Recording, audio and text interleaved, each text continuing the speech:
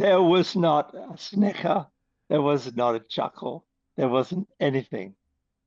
And then until right at the very end, and George clapped. And then, of course, everybody else in the room clapped.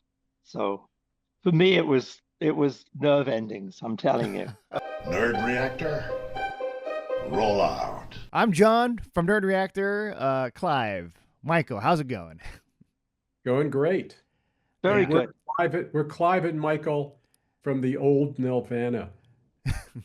From the very old Nelvana. Yes. Exciting upcoming like next month for both of you going to Yeah. the Star Wars event.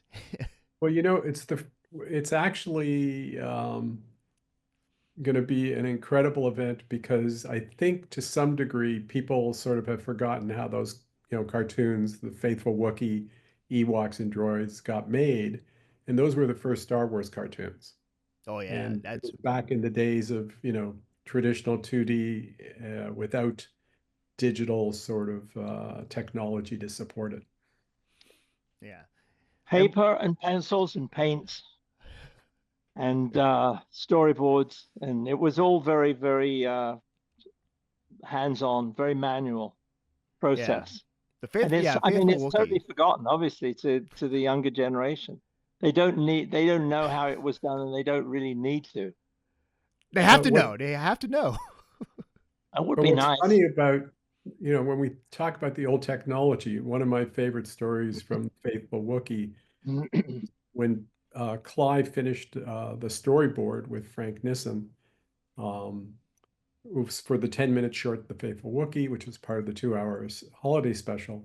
Clive and I flew down to Marin County and with a film strip projector, actually projected the storyboard as a film strip because we had so little time that we didn't have time to mount slides.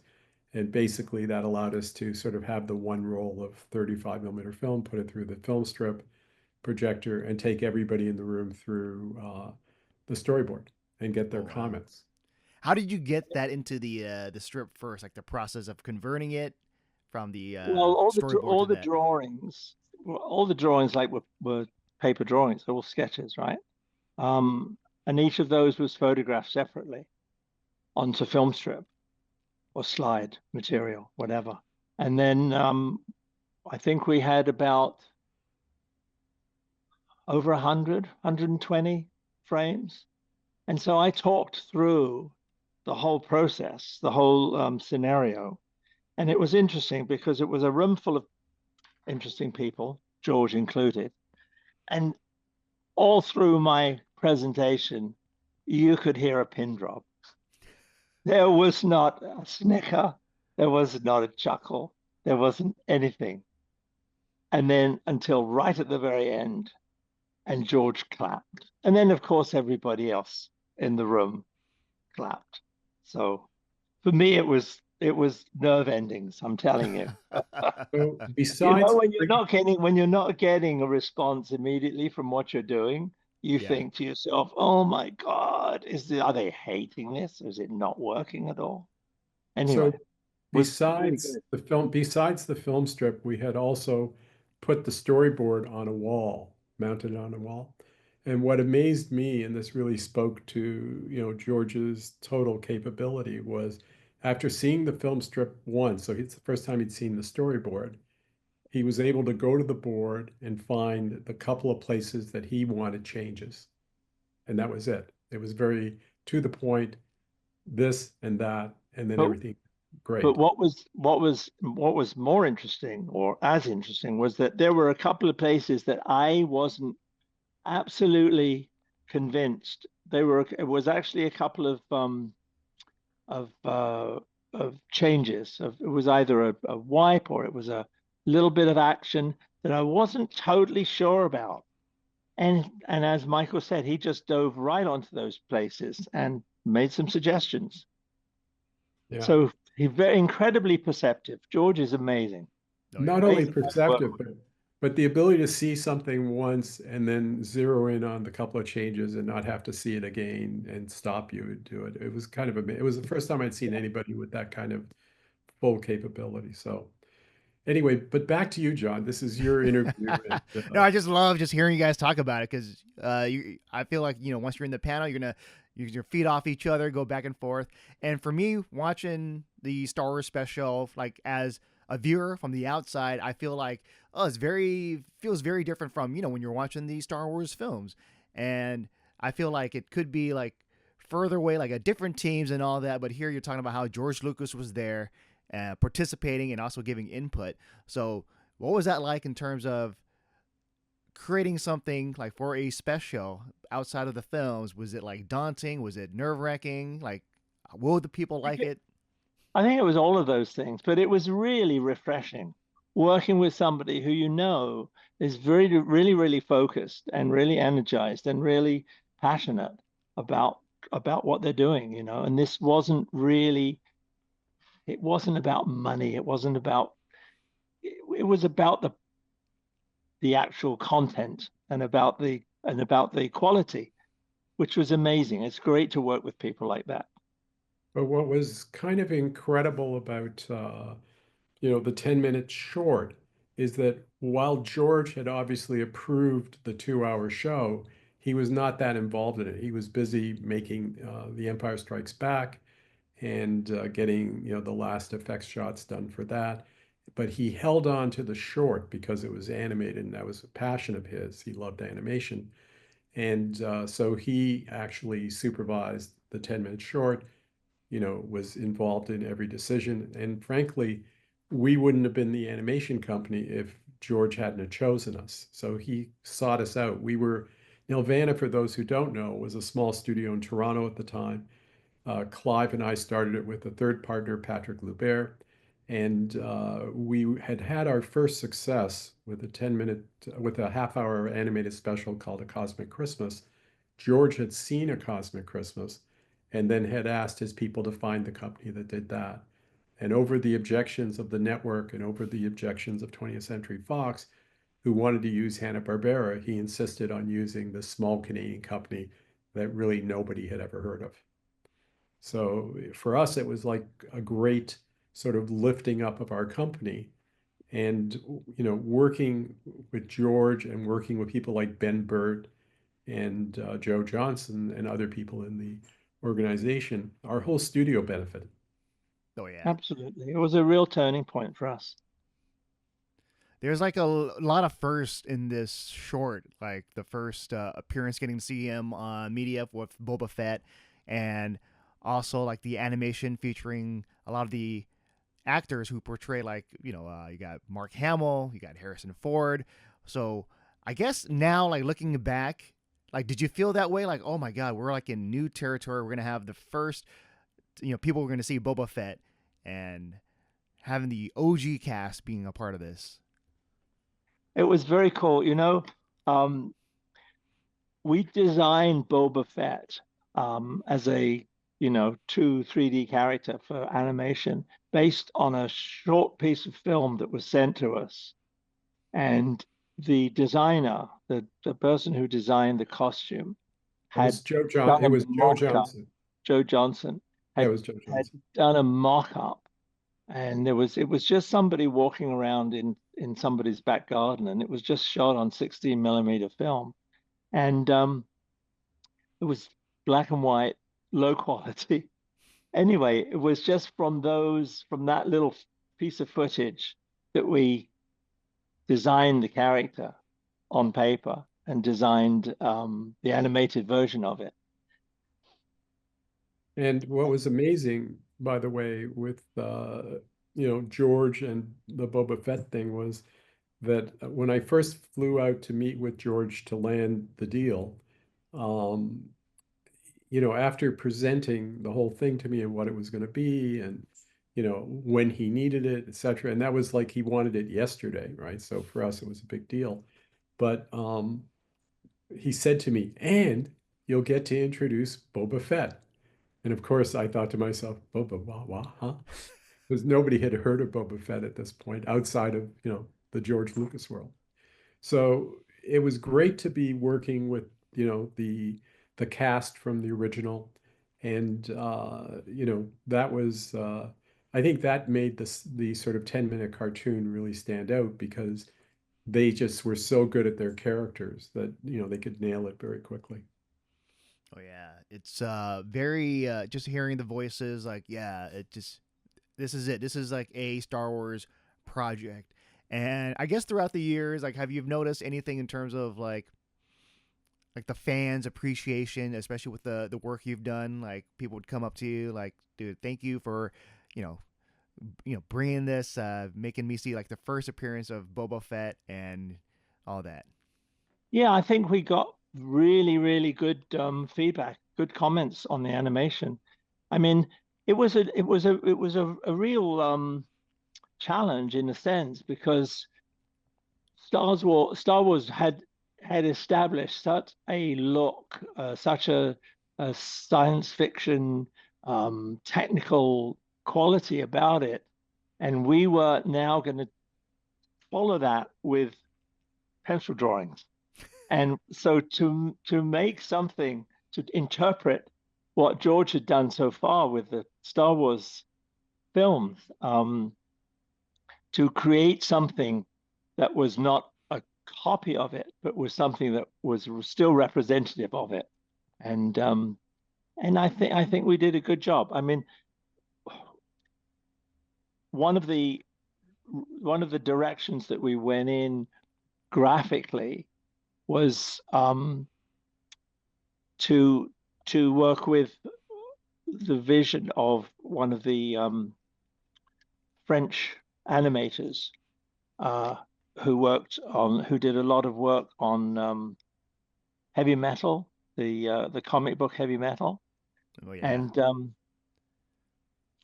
what's his name? Who am I Mobius. talking about? So it's Mobius. Mobius. Thank you, Mobius. And Yeah. it was yeah, Frank Nissen who was sort of my right hand in all of this. He and I just loved Mobius, and we'd read all his stuff and looked at it for a long time, and realized that this was a really good way to interpret the Star Wars universe. And I think it worked when I really had well. that, and it worked great. And when I had that meeting with George to sort of get the actual Star Wars contract done, um, I let him know that we were thinking of the Mobius style as the style to go with, and he was a big fan of Mobius as well. And so that put us all on the same page and gave us a real head start because we had too little time to make this 10-minute short, considering the fact that it had to be designed. Like we could have made a half-hour film in the same amount of time, but we just didn't have that lead time built in. So we had to double down. And at the Mhm. time, we were also working on another show of our own to follow up A Cosmic Christmas called The Devil and Daniel Mouse, which was another half-hour animated special. And we took the risk that we would sort of put our own show behind, but figured out how to get both done, which was a good breakthrough. Oh yeah, and I think one of my favorite things about this watching this is getting to see that moment of Boba Fett. Like, what would it be like if he teamed up with the heroes, the main characters? Like, I feel like yes, but then we all know like he's helping out Darth Vader, right? And later on, fast forward to like now we have like the show, the Book of Boba Fett, where audiences, fans get to see Boba, kind of like a anti-hero, kind of like a good guy maybe, but Right. your animated shorts is that kind of precursor of showing off, teasing like this what it could be like if Boba was a good guy. And so yeah, my question is like, what was that like, just being part of that story of just like this is an alternate, like what if, like this could be it. Well, when we were making it, nobody knew what was going to come in the future with Boba Fett. So for us, it was really being, the first people to animate Star Wars. That was, what we sort of focused on, and just getting the film done because we had so little time and also so little money. I'm not complaining about the money, but in animation, money is important because you're buying a lot of people's time, etc. And in But terms of Boba Fett, we were we were equally as surprised that he turned out to be a bad guy. We're animating a good guy, and all of a sudden he turns out to be a bad guy right in front of us, right on the animation stand. It's in crazy.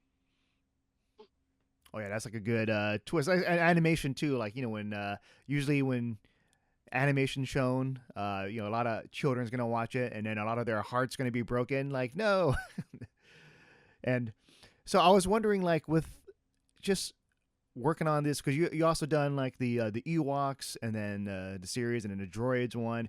So what was that like just continuing on with that legacy of Star Wars, but now as an animated series? Like was it different now because maybe you had more time and everything's fleshed out more? Well, we didn't have so much time because we were looking to produce a high quality show with with a lot of animation drawings in it, which was really our forte.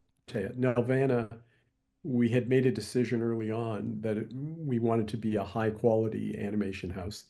And so we were part of the movement to sort of improve the animation in Saturday morning. So even though we had a little more time than people might ordinarily have in Saturday morning network experience, it was not that much time.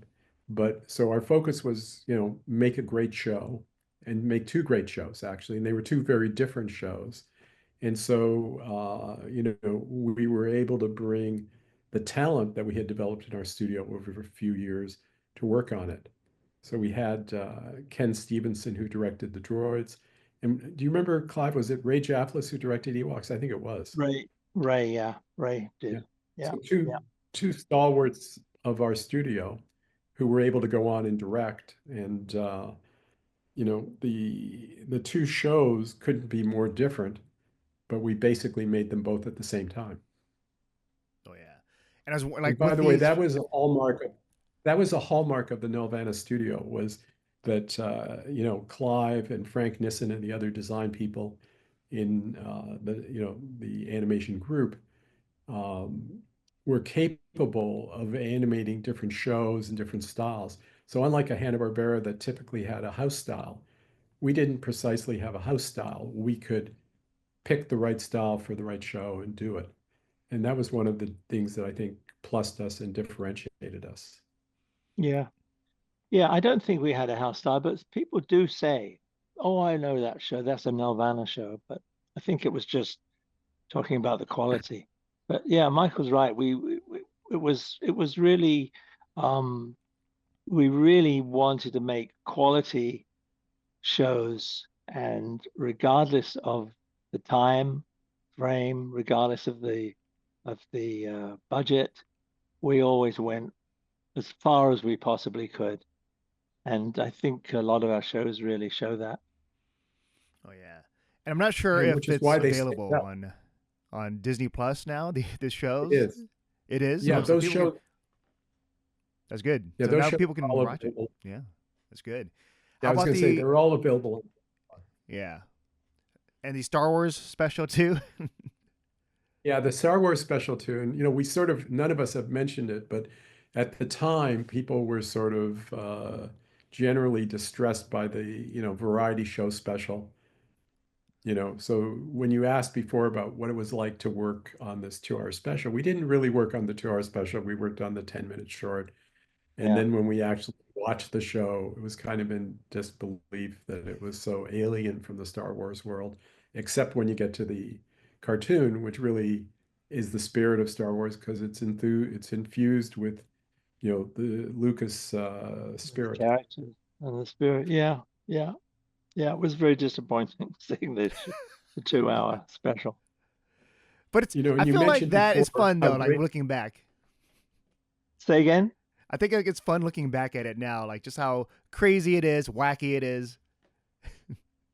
Well, the whole idea of doing a 2 hour variety special for a movie like Star Wars was kind of really out there, and perhaps it could have worked, but they picked the top variety producers in Hollywood, Smith Hemian, but they always did like the Dean Martin type show or the Carol Burnett show or, shows with a celebrity. And I know from working with, the Star Wars cast on our special, getting their voices, that they hated working on the variety show. It was just anathema to them because back in those days, movie actors didn't do TV. That was just not what happened typically. It was before you start to have more movement between the two medium. And on top of that, it was a variety show. and it just didn't Right. connect to the Star Wars universe. But True. the purpose of that show was to keep the Star Wars brand alive between the movies because Oh it took yeah. a few years to make a movie, and they didn't start the second movie till the first movie was a hit because it was not anticipated that Star Wars, the first picture, would be a hit. Oh yeah. Especially yeah, there is like for me at least watching it, like I know it's a product of the variety show, but it's kind of like it's kind of feels kind of special in its own way. I know I what you agree, mean. by the way. What's that? Well, I agree. I mean, I think we all agree that with the passage of time, time heals all wounds, right? But at the time, it was like just not what people anticipated or expected. Right. It was We can go back and look at it with a just different point of view now. It probably is quite entertaining, let's say. And so with the animation stuff, the because you're bringing this, you have your own studio, and you get to work on other projects and lots of different projects that just is, I believe, cherished by a lot of people.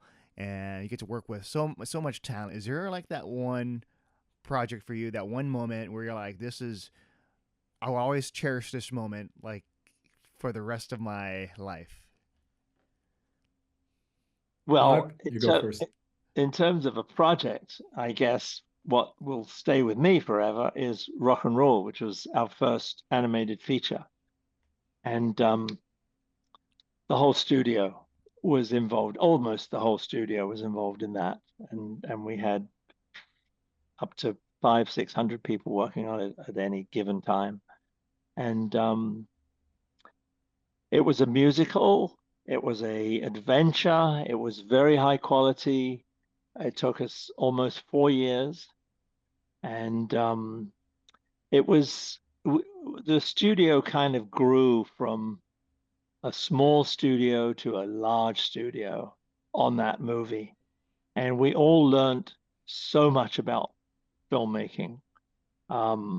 We when we started it, we thought, well, we'd already done 3 or 4 half-hour TV shows, and we thought, well, what's a feature? It's probably what 3 or 4 times the amount of work as a half hour.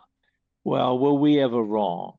It was a completely different beast, a completely different kettle of fish, and and the whole process was different too.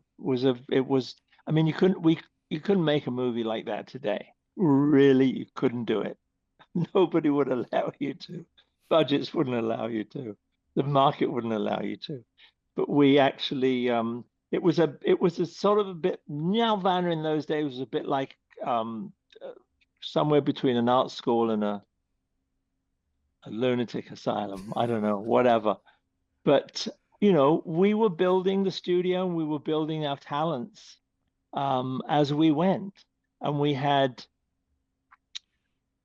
acting teachers to come in and talk to the animators, which I don't know if that happens these days. I would doubt it.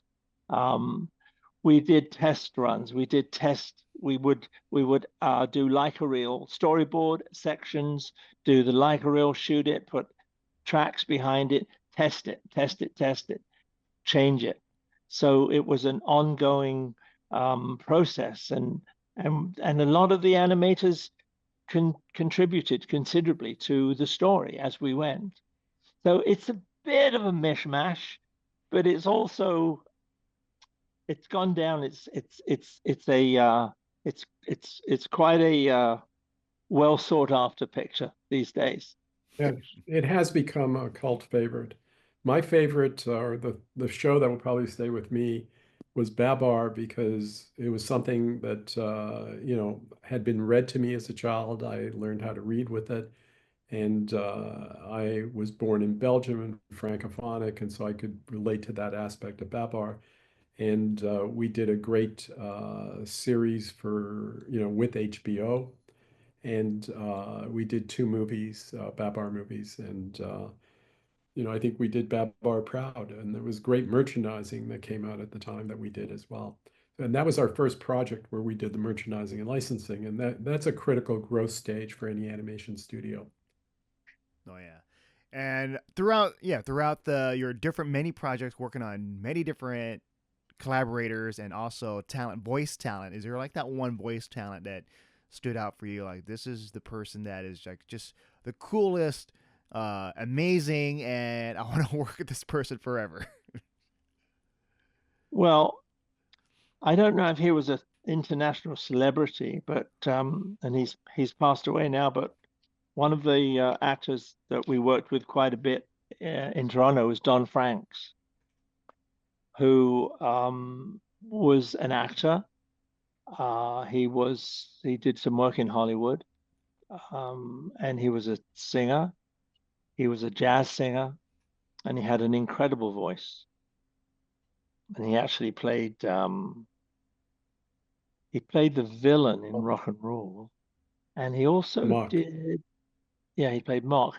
Um, Did he do a voice, Clive, was it in did he do Faithful Wookiee? Was he a voice was he Darth? No, it was It was Boba, actually, right? we had The first Boba voice actor. Is that correct? probably. It could Yeah. have been, That yes. sounds, Yeah. yeah. Yes, I think he was. I think he And also so, was in Inspector Gadget, right? Wasn't he Gadget? yeah, Wasn't he no, he was Claw Claw? Yeah, in Claw. Gadget. So Yeah, yeah. Don was great.